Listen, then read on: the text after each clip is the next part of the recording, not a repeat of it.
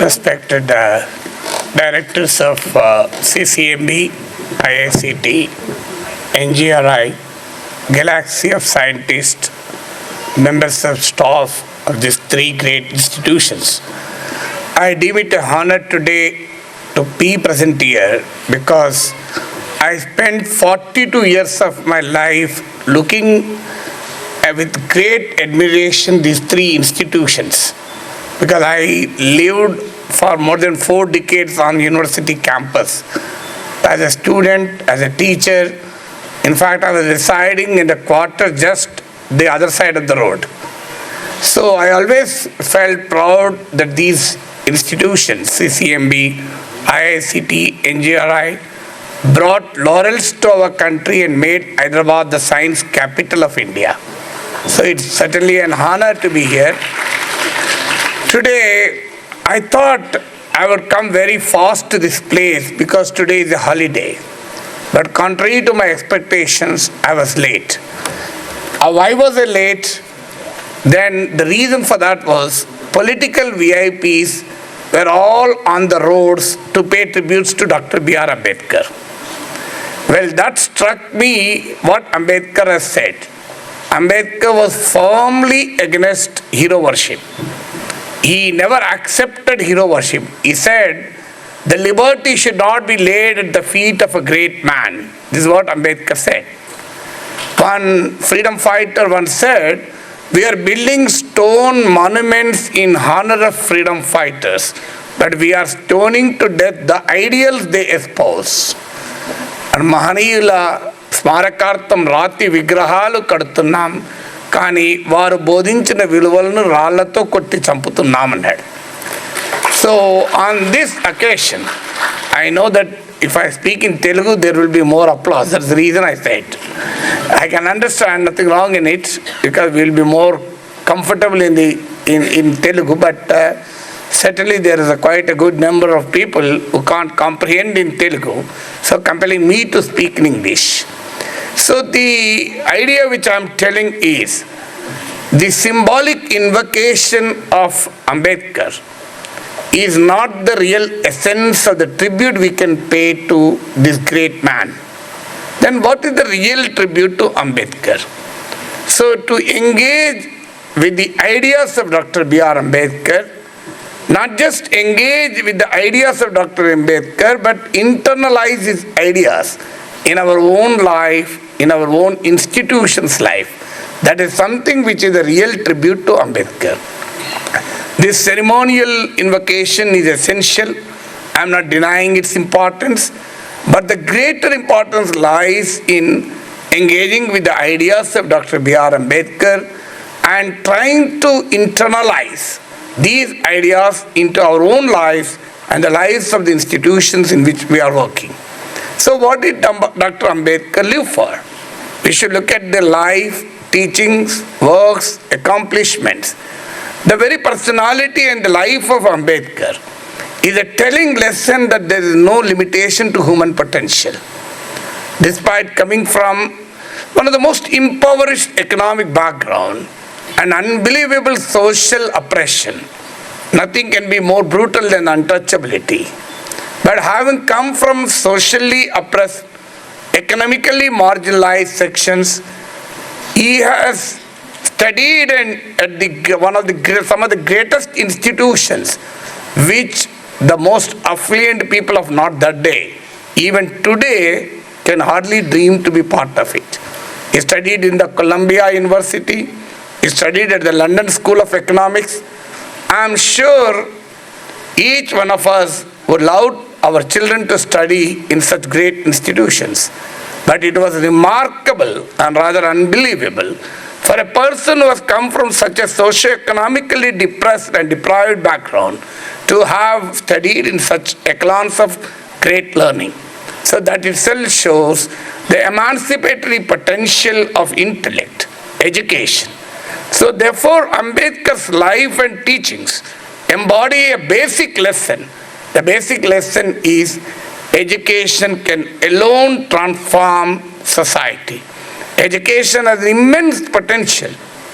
Amartya Sen, in some of his works, said, Inequalities are the root cause of poverty. One form of inequality will lead to another form of inequality. Educational inequality will lead to income inequality. So the real tribute to Dr. B.R. Ambedkar is uncompromising struggle against all forms of inequalities and their ugly manifestations.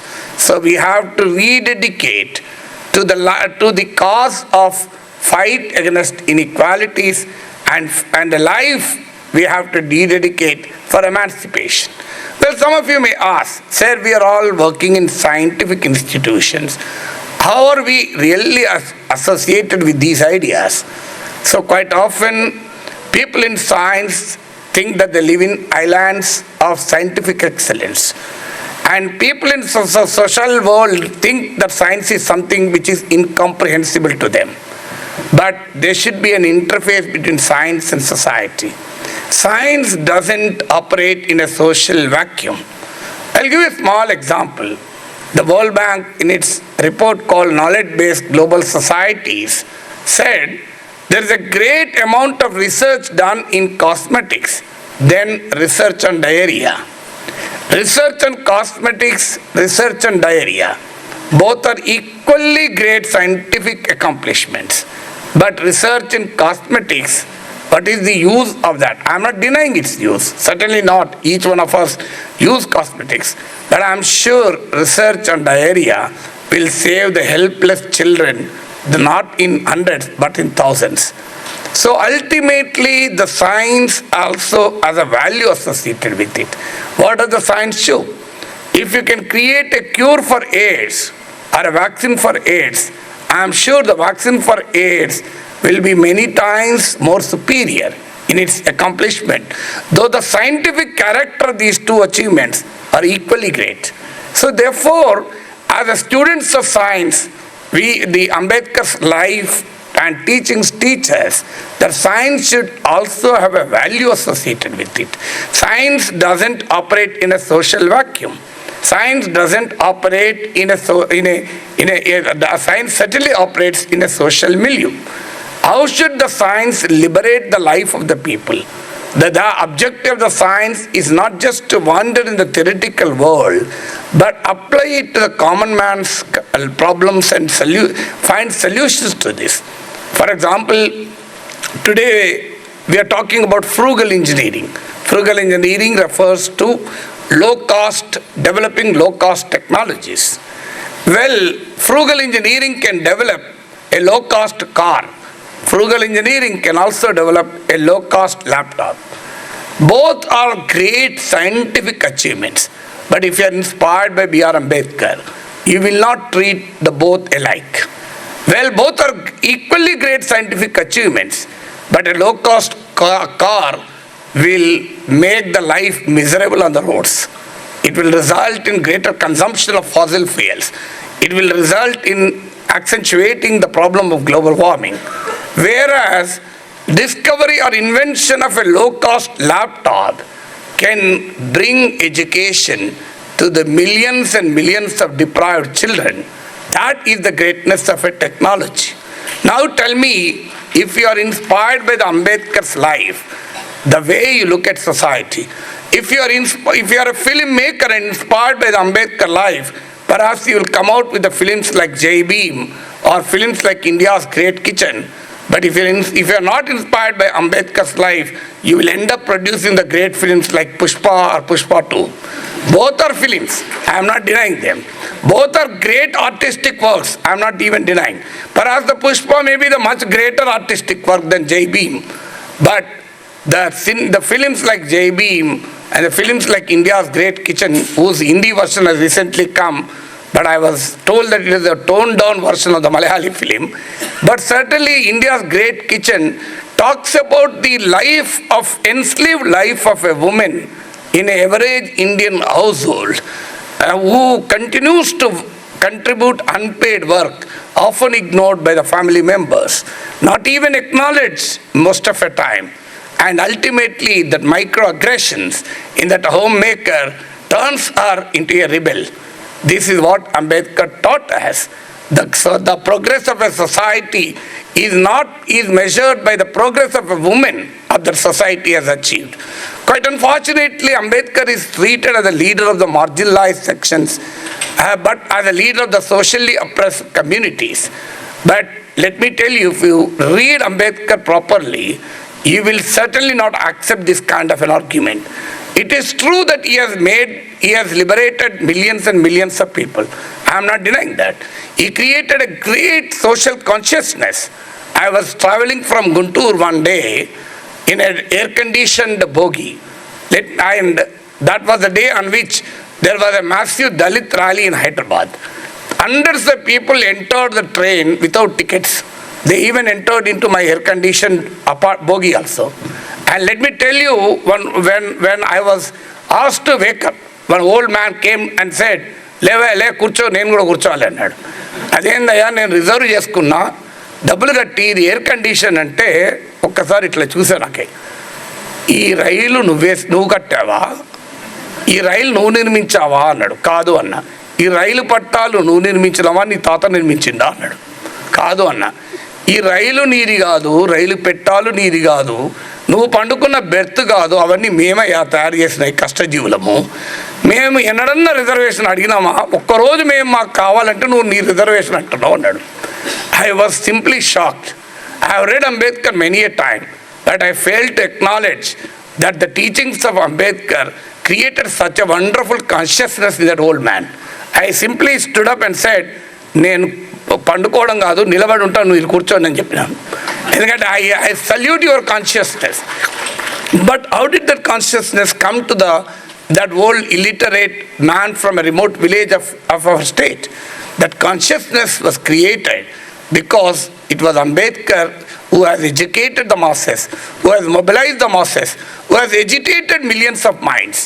So the life and works of Ambedkar are not just teachings for the marginalized sections. Certainly he is the champion of the marginalized. There is no second thought about it. The marginalized should have a reason to celebrate. Today they are living with a sense of human dignity, essentially because many other great leaders thought about it. Gandhiji thought that by reforming the minds of the people, we can bring about social equality. That was the Gandhian thought.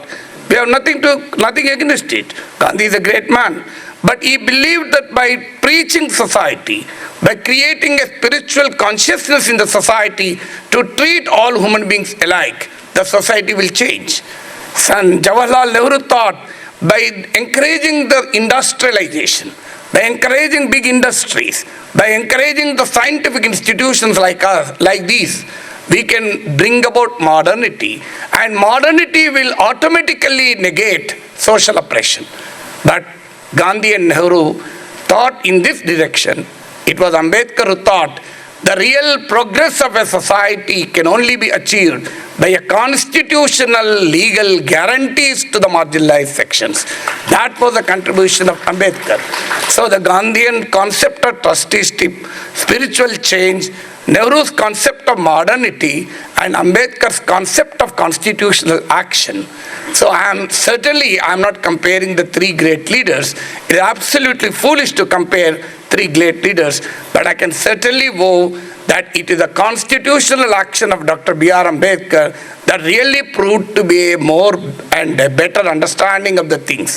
So today, I'll recall your attention to one of the great statements of Dr. B.R. Ambedkar. Dedicating the Constitution to Mother India, Ambedkar said, we are living in a society, an unequal society, where there is an elevation of some and degradation of many. We are living in a unequal society where there is an elevation for some and degradation for many. And we are living in an economic structure where some are highly affluent and where majority are condemned to poverty. But we are entering into a political democracy where there is one man, one vote, one value. But our society doesn't give one man, one value. So he differentiated between the political democracy, social democracy, and economic democracy and said, thus we are now entering a life of contradictions. How long this life of contradictions should remain? If we fail to resolve this life of contradictions, the victims of unequal society will rise in rebellion to dismantle and demolish the political democracy which this Constituent Assembly has assiduously built. This is what Ambedkar has said. I'll tell you in Telugu, you'll understand the full essence of it. ఈ రోజు మనం ఏ సమాజంలో నివసిస్తున్నామంటే ఈ సమాజంలో కొద్దిమంది మాత్రం ఎగువన ఉంటారు, మెజారిటీ మాత్రం దిగువన ఉంటారు. మనం ఏ ఆర్థిక వ్యవస్థలో జీవిస్తున్నామంటే కొద్దిమంది మాత్రం అత్యంత సంపన్నులుగా ఉంటారు, అత్యధిక మంది పేదరికంలో మగ్గుతారు. కానీ ఈ అసమానతలతో కూడిన సామాజిక ఆర్థిక వ్యవస్థలో రాజకీయ సమానత్వం ఈ రాజ్యాంగం ద్వారా ఇస్తున్నాం. ఒక మనిషి ఒక ఓటు ఒక విలువ. కానీ సాధించాల్సింది ఒక మనిషి ఒక విలువ. ఈ వైరుధ్యాల జీవితం ఎంతకాలం నడవాలి? ఇది ఇలాగే కొనసాగితే ఏదో ఒక రోజు అసమానతల బాధితులు మనం ఎంతో కష్టంతో నిర్మించుకున్న ఈ రాజ్యాంగ వ్యవస్థల్ని, రాజకీయ ప్రజాస్వామ్యాన్ని చిదిమివేస్తారు, చెరిపివేస్తారు అని అంటాడు. నౌ టెల్ మీ, ఆ హెచ్చరిక అంబేద్కర్ ఎంత, what kind of a profound understanding of the relationship between social democracy, economic democracy, and political democracy. So today what we are, let me tell you, some of us may take these constitutional guarantees as something granted for us, but you may be surprised to know what is the average life of a constitution. ఒక రాజ్యాంగం యొక్క సగటు జీవిత కాలం ఎంత? There was a study of more than 150 nations. The average lifespan of a constitution is just 17 years. And today, we have a constitution with all its shortcomings and limitations. We have a wonderful living and kicking constitution for more than 75 years. It is because that itself is a great salutation to Dr. B.R. Ambedkar.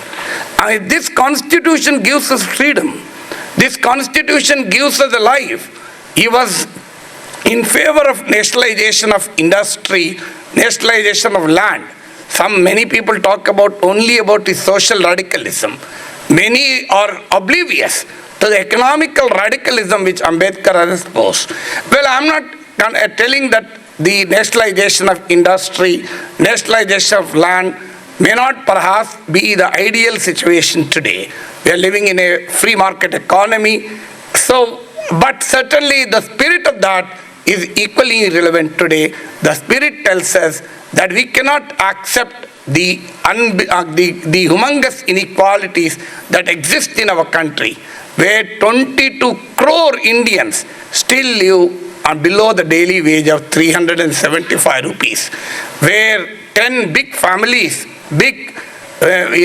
wealthy families of India equal the wealth of the 10 big families of India is perhaps more than a significant chunk of the entire Indian country's population. So the question comes is, when we celebrate Ambedkar Jayanti, it should be a symbol of resistance. It should be a resistance against all forms of oppression. We should, in fact, why did I say we should internalize these ideals? Well, if we internalize these ideals in our family life, I am sure our Indian family will be a more democratic family. If we internalize Ambedkar's ideas in our institutions will perhaps be a more democratic institutions. So the ideas of equality, liberty and fraternity which the Constitution exposes. Look at what Ambedkar has said. This is a country with enormous diversity.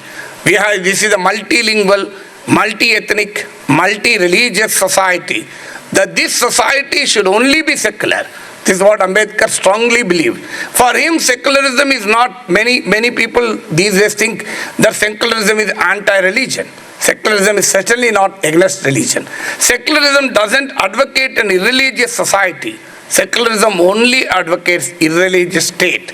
The state has no religion. Society will continue to have the religion.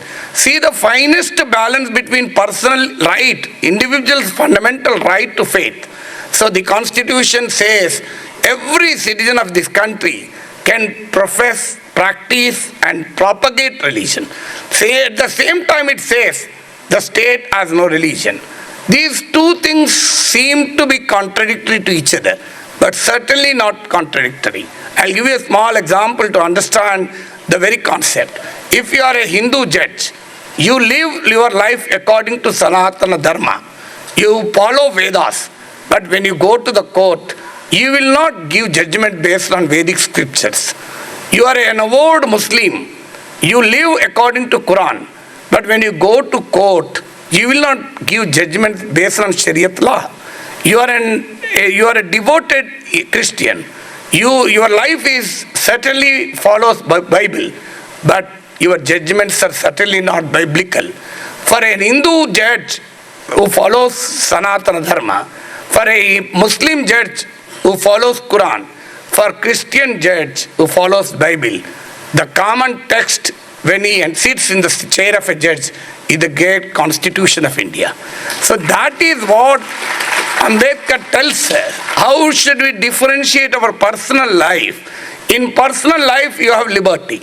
In your personal life you have liberty of faith. But as Supreme Court said, your personal belief in faith cannot be brought into the public life. So when it comes to the public life, it has to be truly secular. Can there be any better enlightened understanding of the religion, citizen and society, state? These are four institutions: state, citizen, religion and society. I am sure there cannot be more creative combination of a freedom to profess, practice and preach a religion on one side, but a question of what the religion should play in the public life. This is the contribution of the great leaders like Dr. B.R. Ambedkar. So this, I can quote you a number of such constitutional aspects. The state of Telangana wouldn't have been reality if Ambedkar did not postulate his position on Article 3. When Article 3 of the Constitution was debated, some of you may be knowing, according to Indian Constitution, a state can be divided without even taking the consent of the assembly of that state concerned. Parliament by a simple majority can divide a state. This is the challenge with the Constituent Assembly. When we are living in a federal system, how can we divide a state without the consent of the state assembly? It was B.R. Ambedkar who said, if we include this provision that the consent of the state assembly is required, no aspiration for a small state will be a reality, because the majority in that assembly will never allow this to happen. So therefore India is an indestructible union of destructible states. This is what Ambedkar has said. So look at any aspect of the Constitution. Any aspect of the Constitution, if you have the time and patience to read the Constitution, it's not just a book of law. It is not just a book of law. It is a guiding philosophy for our own life. If you will be a better human being if you read Constitution. You will be a better administrator if you read the Constitution. You will be a better husband if you read the Constitution. You will be a better father if you read the Constitution. That is the beauty of the Constitution. The Constitution abhors all kinds of prejudices. You might have seen recently the 4-part Netflix series on adolescence. I'm sure if you have not seen, please see it. How a 13-year-old child, constant exposure to content in social media with full of misogyny has led to a brutal crime the child has committed. So what does it indicate? It indicates that a prejudice can lead to any kind of unbelievably criminal activity also. So the Ambedkar's teachings tell us that we should fight against all forms of prejudices and in all its manifestations. Therefore, my sincere appeal to all of you is, I'm also a student of science. As I was a graduate in electronics, postgraduate in journalism, doctorate in political science, and taught economics. At Birla Institute of Technology and Sciences, I taught economics for 4 years. Well, please don't think that I have failed in science and moved to that. Not at all. I was a distinction in electronics. I was a state second in intermediate in physics.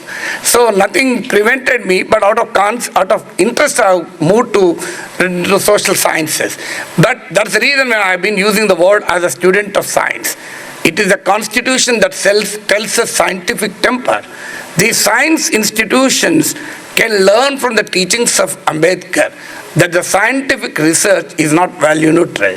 Scientific research should also contribute to the social emancipation, economic emancipation. When I always look at my kitchen in my house, I am always remembered of how much difficulty my mother has faced to produce a idli batter and a dosha batter. I still remember how my mother has to face a lot of things, a lot of problems in the kitchen. Today when I see a gas stove, when I see a pressure cooker, when I see a grinder, I feel how science has transformed the life of a mother in the kitchen. So therefore the science and technology should emancipate the lives of the people. It should create a more egalitarian society. That's the lesson. Standing in front of a galaxy of scientific people, I can only urge you, these three great institutions which made unbelievable contribution to the progress of India. I am not telling because you invited me. I am telling because I truly believe and have a great admiration for these three institutions. I am sure this is the time for us to rededicate science for the cause of common man. Thank you very much for a patient hearing.